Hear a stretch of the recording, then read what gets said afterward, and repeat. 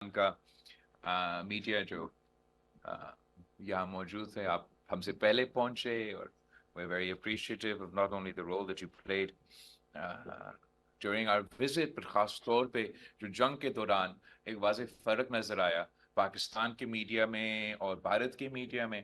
I think each and every one of you deserve our appreciation for that.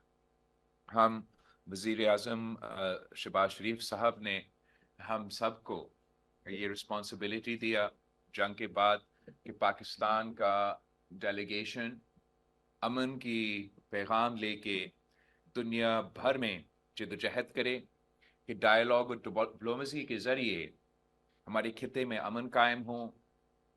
हम समझते हैं, पाकिस्तान समझता है कि बातचीत के ज़रिए, डायलॉग के ज़रिए तमाम इश्यूज़, चाहे वो कश्मीर, दहशतगर्दी, पानी, तमाम इश्यूज़ का हल निकाला जा सकता है और जंग किसी मसला का हल नहीं है.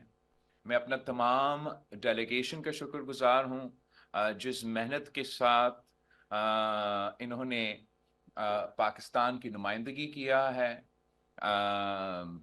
यूनाइटेड नेशंस में, DC में और अब यहाँ यूनाइटेड किंगडम में. इंशाल्लाह आज हम ब्रसल्स जाएंगे और ये पैगाम यूरोपियन यूनियन को पहुंचाएंगे. साथ साथ मैं ज़रूर जिक्र करना चाहूँगा कि सीज़ फायर का तो मरहला गुजर किया और हमने सीज़ फायर कायम किया. भारत का जो तरीके का जंग के दौरान, जंग के बाद और आज तक आपके सामने है, भारत का बयानिया, भारत का मौक़िफ़ झूठ पे मबनी है. उनका जंग झूठ पे मबनी था और उनका पोस्ट जंग का जो बयानिया है वो भी झूठ पे मबनी है. पाकिस्तान का मौक़िफ़ सच पे मबनी है.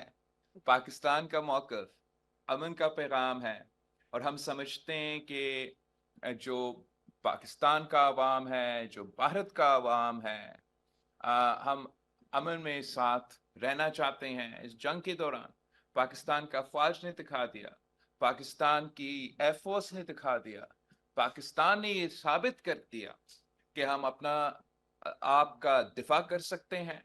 भारत जितना भी बड़ा हो, हम उनका मुकाबला क्या, उनको जंग के मैदान में शिकस्त दिलवा सकते हैं, सिफारती महाज पे शिकस्त दिलवा सकते हैं. और मगर इन तमाम चीज़ों के बावजूद पाकिस्तान आज भी अमन का बात कर रहा है और भारत आज भी जंग का बात कर रहा है.